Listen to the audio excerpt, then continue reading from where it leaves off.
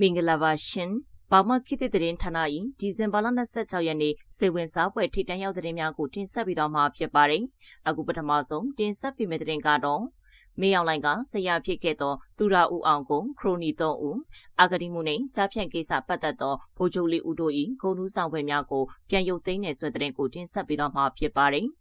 အကြံဖတ်စစ်ကောင်ဆောင်မေအောင်လိုင်ကဆရာဖြစ်ခဲ့မှုသောသူရဦးအောင်ကိုခရိုနီ3ဦးအာဂတိမှုနှင့်ကြားဖြန့်ကိစ္စပတ်သက်နေသောဗိုလ်ချုပ်3ဦးတို့၏ဂုဏ်ထူးဆောင်ပွဲများကိုပြန်လည်ရုပ်သိမ်းလိုက်ကြောင်း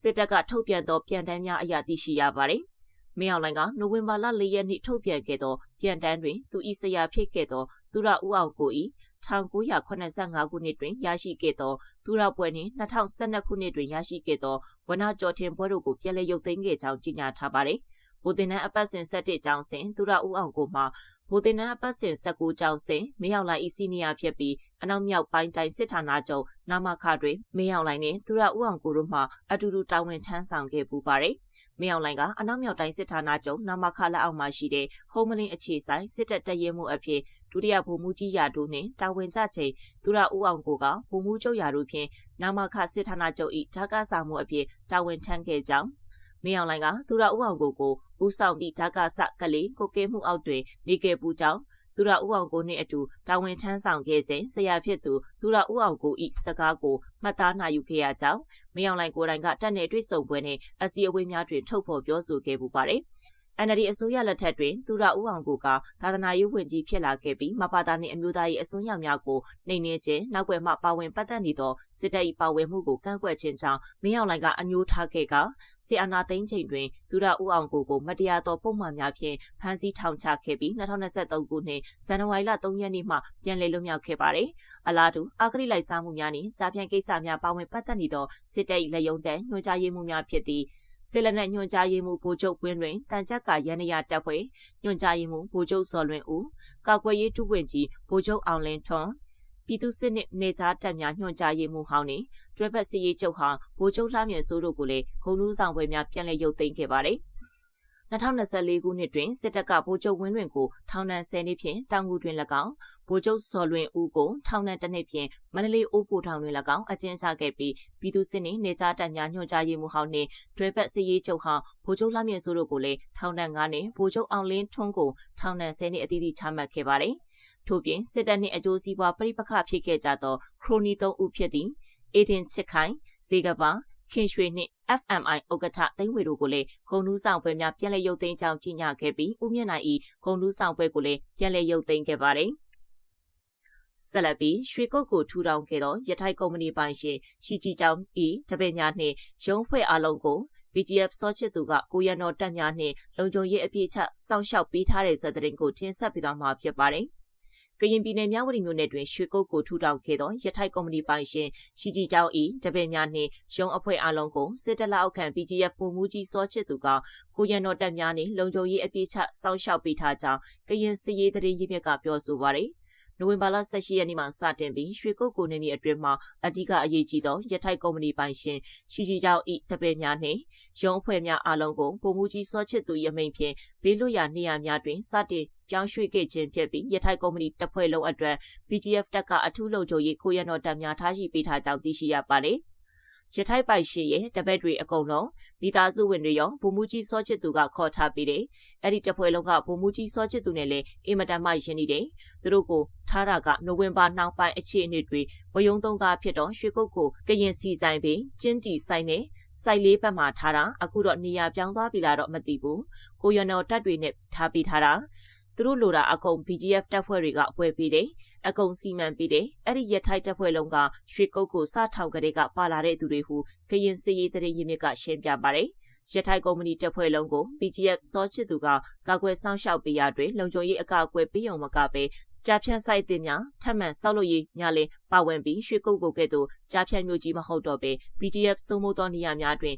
်ကြားဖြန့်ရွာအငယ်စားများတိစောက်နေကြောင်းရင်းနေရများသို့ BGF ကခွင့်ပြုထားသောသူမအပါပြည်သူ့ကုမ္ပဖြတ်တန်းသွားလာခွင့်မပေးကြောင်းသိရပါတယ်။အခု BGF ကကြားဖြန့်ရွာတွေပြန်တည်နေတာသတင်းတွေတက်ပြီးပြီပဲ။တချို့ကတော့ရွှေကုတ်ကိုထဲမှာလှည့်ပတ်နေတယ်။ BGF ကအဲ့ဒီနေရာတွေကိုစစ်တပ်ကိုပေးမလာဘူး။ သူတို့စခန်းပုံစံလိုမျိုးလှုပ်ထားတာနောက်ပြီးကြားဖြတ်ရွာသစ်တွေစီကိုလည်းရထိုက်ကလူတွေအဲ့ဒီဘက်မှာပြန်ရွှေ့နေတာလည်းရှိတယ်ဟုကရင်စစ်ရေးတရင်ရင်းမြစ်ကရှင်းပြပါတယ်။နိုဝင်ဘာလ12ရက်နေ့ညနေပိုင်းတွင်ထိုင်းအစိုးရကတရုတ်အစိုးရထံသို့ကြားဖြတ်နှင့်လောင်ကစားမှုများအတွက်အလို့ရှိနေသူနိုင်ငံတကာရာဇဝတ်တရားခံရှီဂျီချောင်းကိုလွှဲပြောင်းပေးခဲ့ပြီးနောက်ရွှေကုတ်ကိုမြို့အခြေအနေမှာဝယုံသုံးကားဖြစ်လာခဲ့ခြင်းဖြစ်ပါတယ်။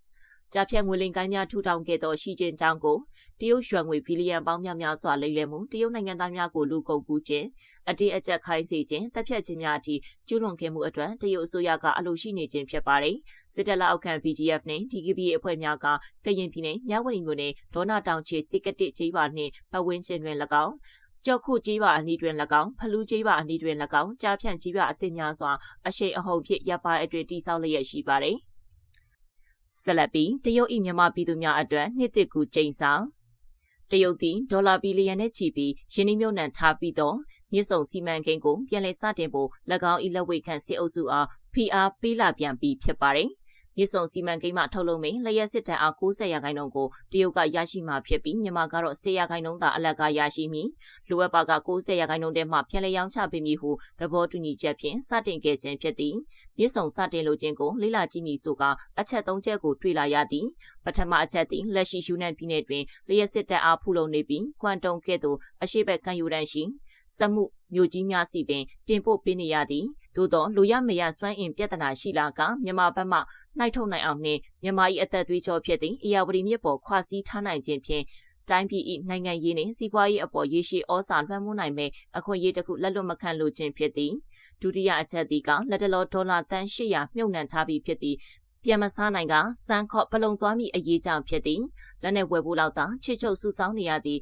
စေအုပ်စုထံမှရော်ကြေးပြန်ရဖို့လည်းမဖြစ်နိုင်ပြီးတန်800ကိုအဆုံးရှုံးမခံလူချင်းကြောင့်လည်းဖြစ်သည်တတိယအချက်ကဦးသိန်းစိန်အစိုးရမှ၎င်းတို့အားအတိပေးခြင်းမရှိဘဲရုပ်ချီးရက်ဆိုင်လိုက်သည့်အတွက်ရှီကျင့်ပင်အဖို့ကိုပွေးသီးမြောက်ကိုပြန်ချောက်ခံလိုက်ရတယ်လို့ကမ္ဘာလေတွင်အရက်တကွဲဖြစ်သွားခဲ့ရမှုကိုရန်ညိုးမပြေလက်စားချီလိုသောကြောင့်လည်းဖြစ်သည်စေအုပ်စုအားထိုစီမံကိန်းပြန်ဆရန်ကာလကြာမြင့်စွာကလေးကဖိအားပေးနေခဲ့တော်လေနိုင်ငံကိုအရင်ပြန်၍တည်ငြိမ်အောင်လှုပ်ခွင့်ပြုပါဆိုသည့်အကြောင်းပြချက်ဖြင့်အချိန်ဆွဲထားခြင်းသာဖြစ်သည်သို့သောတရုတ်ဘက်ကစေအုပ်စုအစဉ်ပြေအောင်၎င်းတို့၏လက်ဝဲခံဘဝနှင့်ထိုင်ဆိုထိုင်ထဆိုထရက်တီနေရရှာသောကိုကန့်တက်အောင်ဘွားတို့အားမလုံနိုင်အောင်လှုပ်ပေးခဲ့သည်၎င်းတို့လိုအပ်နေသောဒရုန်းများအားလည်းဘုံဘောလက်အော်ထောက်ပံ့ပေးခဲ့သည်လူတို့၏တုံ့ပြန်မှုအပိုင်းတွင်လည်း၎င်းတို့၏ရှင်သွေးများကိုအိမ်ပေါ်မှဆွဲချကာသေမင်းကတွင်ဝသို့ပို့နေခြင်းကိုပင်တုတ်တုံများမလုံး၎င်းတို့အားနှိုက်ထက်စီးနှင်းလောက်ခါမဲယုံနဲ့မောင်းသွင်းနေသည်ကိုလည်းလမ်းပေါ်ထွက်လာခြင်းမရှိကြောင်းသို့ဆိုကမြစ်ဆုံအရေးအတွက်မိသူများခေါင်းနဲ့ထည့်နိုင်ကြတော့မည်မဟုတ်ဟုတွက်ဆလာကြသည်သို့သောစေအုပ်စုသည်၎င်းတို့ထက်စေချိုးတချို့ရှိသောပြည်သူများကိုအမြဲလိုထိတ်လန့်ကြောက်ရွံ့နေပြီးလက်နက်အားကိုဖြင့်ဟန်ခုနေကြရပြီး၎င်းတို့ကြောက်သည့်ထက်လူတို့က၎င်းတို့အားပို၍ကြောက်နေအောင်လှုပ်ထားနိုင်မှဖြစ်မည်ဟုဆိုကအတင်းအာရမဖိနှိပ်နေရဆဲဖြစ်သည်ထို့အတွက်လက်ရှိအနေအထားကိုရိမ့်ရိုင်သွားစေမည်ဤသည့်အဖြစ်မျိုးကိုမှအဖြစ်မခံလူကြခြင်းလည်းဖြစ်သည်မြစ်ဆုံကိုအကြောင်းပြု၍ကန့်ကွက်ဆန္ဒပြပွဲများဖြစ်လာကဤသို့နှိမ်နင်းရပေမည်နီရင်းကိစ္စသည်၎င်းတို့အားစန့်ကျင်ခြင်းလည်းမဟုတ်ပြည်သူတို့၏တရားမျှတသောစိုးရိမ်မကင်းဖြစ်နေမှုကိုထုတ်ဖော်ခြင်းသက်သက်ဖြစ်၍အမိုက်ကစပြတ်သက်မီးလောင်နိုင်စရာဖြစ်လာနိုင်သည်ဆိုကစိုးရွံ့နေကြခြင်းလည်းဖြစ်သည်လက်ရှိတွင်ထိုစီမံကိန်းပြန်လည်စတင်ဖို့အဆုံးအဖြတ်ပေးရမည့်နေရာတွင်ရှိနေသောကချင်လွတ်လပ်ရေးတပ်တော်ကမြေကြီးနားလေဆိပ်ကိုစတင်တိုက်ခိုက်လိုက်၍ရဟတ်ယာဉ်တစ်စီးနှင့်တိုက်လေယာဉ်တစ်စီးထိခိုက်ပျက်စီးသွားရပြီးဗမော်မြို့သိမ်းတိုက်ပွဲကိုပြန်လည်စတင်နေပြီဖြစ်သည်ဒေါ်လာရေးအင်အားစုများကလည်းဆက်လင်းနှင့်စင်ဖြူကျွန်းမြို့များကိုအပီးအပိုင်းသိမ်းပိုက်နိုင်ရန်ထိုးစစ်များစတင်နေပြီးတရုတ်အကူအညီဖြင့်ပြန်ရထားသောမိုးကုတ်တွင်လည်းတိုက်ပွဲများပြင်းထန်လျက်ရှိသည်ဟုသိရသည်မြစ်ဆုံဆဲအပြင်ဘက်တွင်လည်းဆန္ဒပြပွဲများဖြစ်ပေါ်လာနေပြီးတနိုင်ငံလုံးဝိုင်းဝန်းဆန့်ကျင်ကြဖို့တောင်းဆိုနေကြပြီဖြစ်သည်ထို့သို့တောင်းဆိုလာကြသည်မှာလည်းသဘာဝကျပေသည်မြစ်ဆုံသည်ကချင်လူမျိုးများ၏ရိုးရာယဉ်ကျေးမှုနှင့်တမိုင်းကြောင်အရာအလွန်တန်ဖိုးထားသည့်နေရာဖြစ်သည်ရင်ကိုဖျက်လို့ဖျက်ဆီးလုပ်ခြင်းသည်ကချင်လူတို့၏နှလုံးသားကိုစော်ကားလိုက်ခြင်းပင်ဖြစ်သည်ကချင်လွတ်လပ်ရေးတပ်မတော်သည်လည်းလုံးဝလက်ခံမည်မဟုတ်ဟုအတီးအလင်းပြောဆိုထားပြီးဖြစ်သည်ကချင်လူမျိုးများသားမကအေယာဝတီမြစ်ကြောင်းတစ်လျှောက်မိတင်းနေထိုင်ကြသည့်ပြည်သူတန်းပေါင်းများစွာအပေါ်ဓာတ်ရိုက်တရားမှုရှိလာနိုင်ပေသည်မြစ်ဆုံရေကာတာကြောင့်ငါးများ၏ရေစံရေစုံကူးတန်းသွားလာမှုကိုပိတ်ဆို့သွားစေမည်ဖြစ်သည့်အတွက်ငါးမျိုးစိတ်များမျိုးတုံးပျောက်ကွယ်သွားခြင်းနှင့်ငါးဖန်စီရရှိမှုကိုတိတိတတ်တာရောကျစေနိုင်သည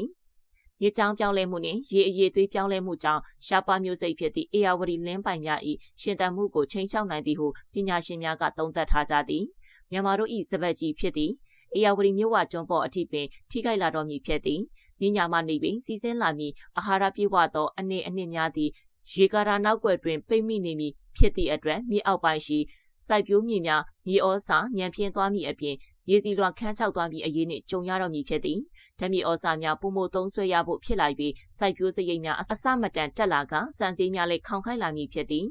ဤသို့အနှစ်စီစဉ်မှုနေသွားပါကရေကာတာမှလွတ်လိုက်သည့်ရေကြီးများအရှိန်အဟုန်ပြင်းစွာစီစဉ်လာပြီးမြဝကျွန်းပေါ်တွင်ကဘာပြုတ်မှုပိုများလာက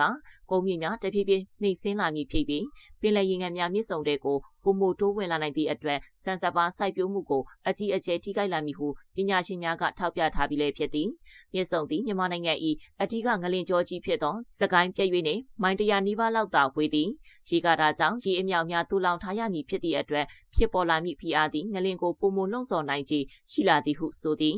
အကယ်၍ရေကာတာကျိုးပေါက်ခဲ့ပါကမြေအောက်ပိုင်းရှိမြစ်ကြီးနားမြို့အပါအဝင်မြို့ရွာအများအပြားရေလွှမ်းမိုးမှုတံကိုဆိုးရွားစွာခံကြရတော့မည်ဖြစ်သည်ထို့ကြောင့်များကြောင့်ရေကာတာတိစောက်ခွင့်ပေးလိုက်ပါကမြန်မာဘက်မှရမည့်10%ဖြစ်သော600မီဂါဝတ်သာရရှိဖို့ရှိ၍လျှက်စစ်စွမ်းအင်ထက်ဆုံးရှုံးသွားမည့်တဘာဝပတ်ဝန်းကျင်နှင့်စိုက်ပျိုးရေးတံပိုးကအဆမတန်ပိုများနေပြီဖြစ်သည်ထို့ကြောင့်များကိုစစ်ဗိုလ်ချုပ်များလည်းမတိမဟုတ်ကောင်းစွာသိရှိထားပြီးလည်းဖြစ်သည်သို့သော၎င်းတို့မိသားစုများနေပြီးတော့တွင်ဘေးမတိရမခနေနိုင်ရေးထက်ဘယ်အရာကများပို၍အရေးကြီးပေမည်နီပြည်သူအဖျင်တရားတော်စစ်မှုတ်ချအောင်ရမည်